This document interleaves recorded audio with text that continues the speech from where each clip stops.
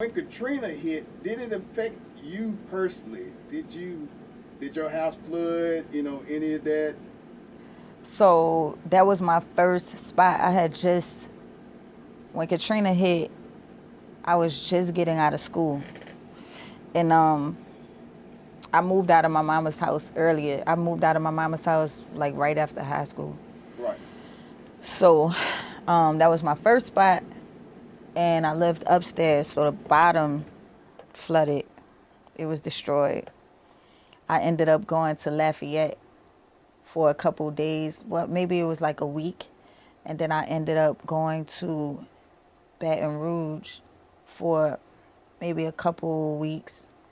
And then I snuck back in the city before, they had military, everybody riding around Yeah, with National Guard and all yeah, that. Yeah. yeah. So my grandmother, she had a house that was in an area that didn't flood. It was uptown in the 13th, like close to Magazine and Napoleon and all of that. So I lived in the third wall. All of that shit was destroyed.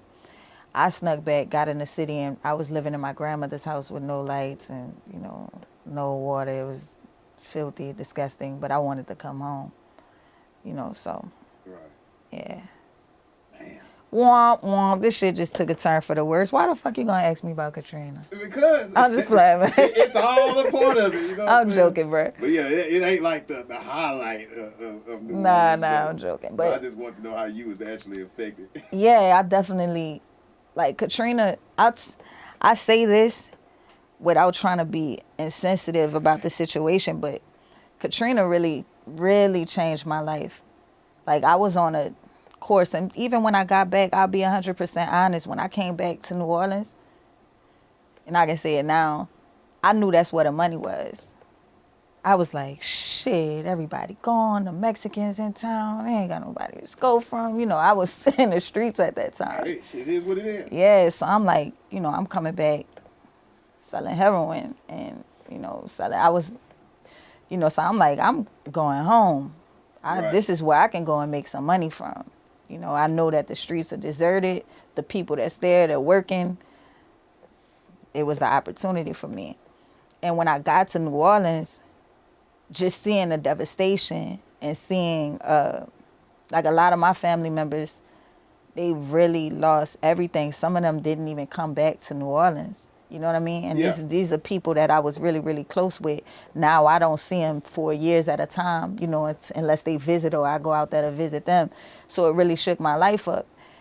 And when I came back, I'm like, I got to take rap seriously because that's all I have. That's all I have. Like, I wasn't going to college. I wasn't nothing. That's all I had.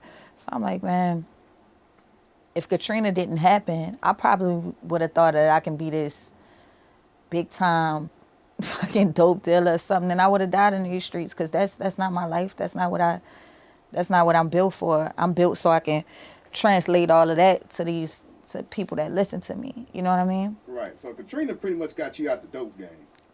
That too. And Katrina made me step out on faith. Yeah. You know what I'm saying? Katrina showed me that you may have nothing. How you gonna get back from this? You say you a hustler. Drugs gonna sell itself. Let's see how you hustle out of this. You see what I'm saying? Yeah. Yeah. So that was Katrina saved my life. Wow. Yeah. Yeah. I know you had said you had sold weed before, but I didn't know to what level you was hustling at. Oh yeah, it was deep. Yeah, it was deep. I was like, it was damn, deep. I didn't know it was that deep. Yeah, I mean, only because, and this is not something, when you listen to my music, you know that I don't say these things to glorify it. I'm a grown woman. I'm not somebody that's telling you to pop pills and, Exactly. be in the streets. I'm not, that's not my wave. The way I grew up, my daddy, my mama, they both was hustlers. They used to sell a lot of work, Mm-hmm. and then they started using their own supply.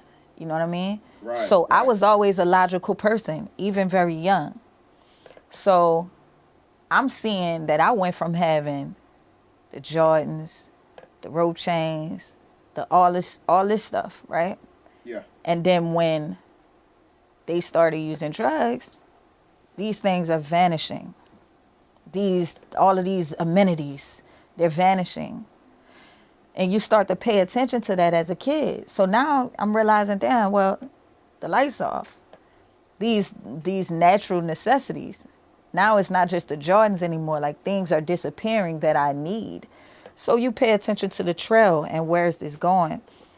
And it was going to the dope dealers because my mom and my daddy was on drugs. So it went from them being that to them, you know, succumbing to their addiction. So naturally, I'm like, well, fuck, I gotta bring it full circle. I gotta hustle too. I gotta do this to somebody else, mama. They mama money gotta come to my house because we need these lights on. We need this. You see what I'm saying? Right, right. And that was by force, not by choice. That wasn't by choice. You know what I'm saying? Understood. Yeah.